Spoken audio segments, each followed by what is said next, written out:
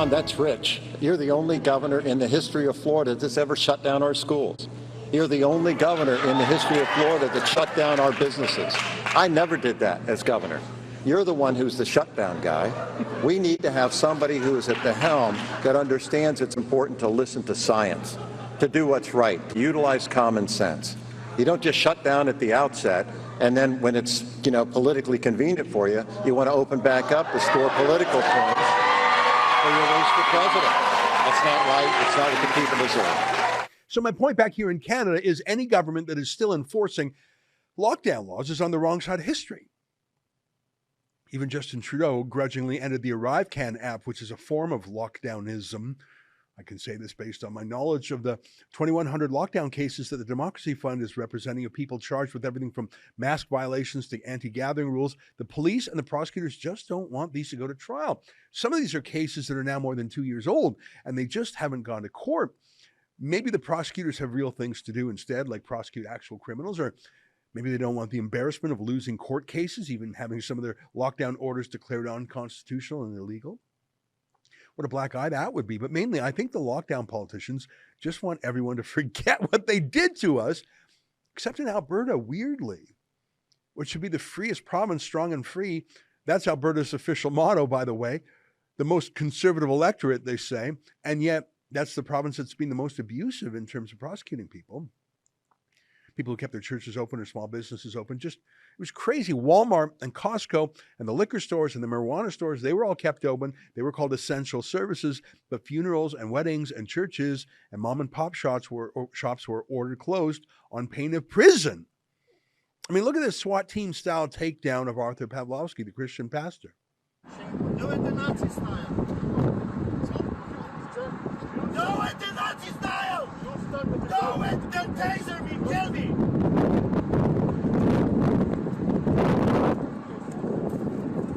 Do it.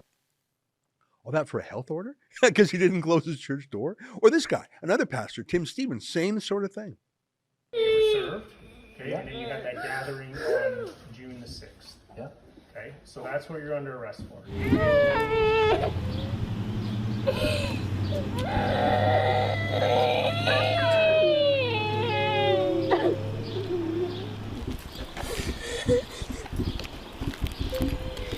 Any avenues for you guys to question orders, or do you always just Bye, Daddy.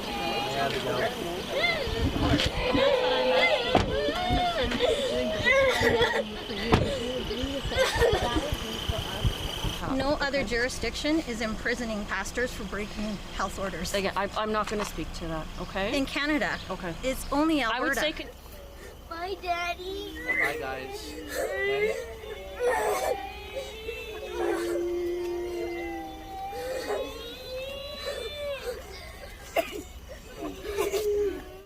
Can you guys share maybe why Jason Kenney gets a free pass and you're arresting pastors across the province?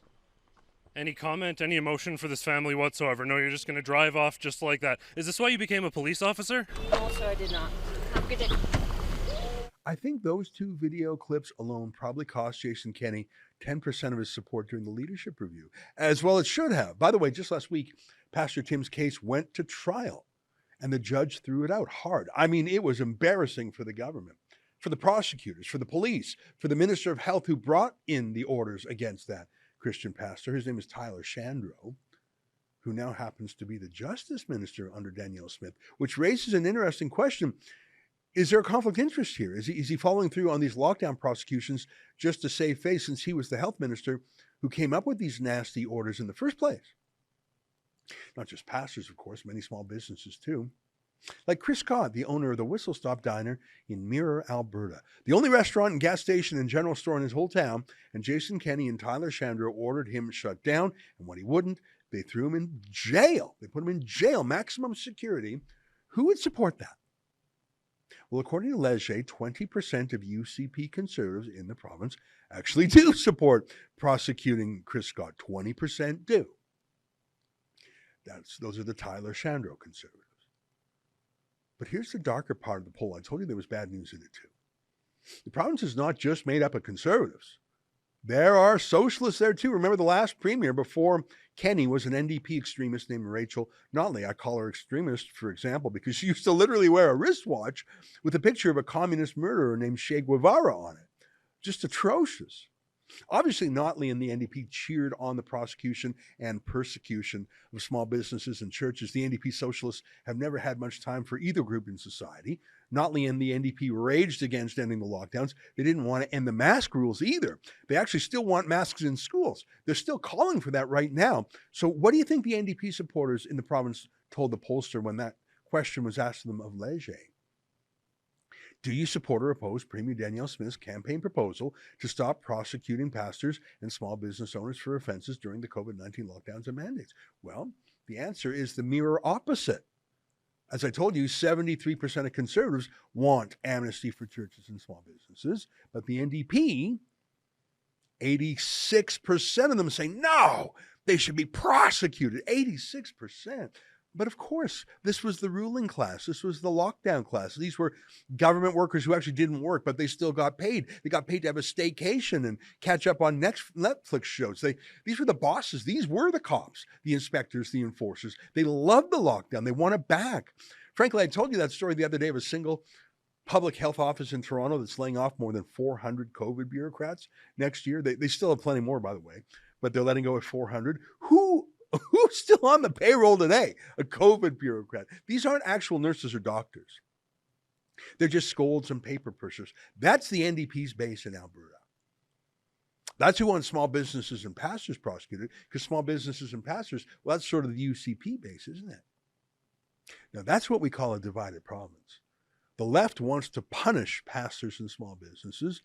They cheered when Pastor Artur was arrested. They loved it. They cheered when Trudeau brought in martial law. They loved it. And if Danielle Smith actually keeps her campaign promise to call off the prosecutions, well, those people will be mad at her. They'll be furious. But here's the obvious political point. They already are furious with her. There is no change that these NDP supporters would ever, in a million years, nothing would make them vote for Danielle Smith. Never. It will never happen, not just because of her take on the lockdowns, but her take on everything else, from fighting against environmentalist crazies to standing up to Trudeau. These people hate her deep in their DNA. Those 86% of NDPers would never, ever, in a million years, ever consider voting for Danielle Smith anyways. So from a political math point of view, who cares if they're mad about this?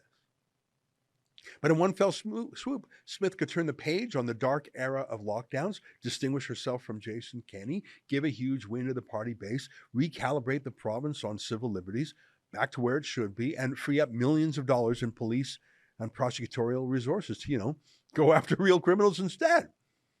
And more than any of that, she would prove that she can get things done, that she is not trapped by the inertia of the province's permanent bureaucracy or Jason Kenney's overhanging staff and MLAs, that she isn't stopped by the Kenney-Notley deep state, that she can make decisions and get action from the bureaucracy.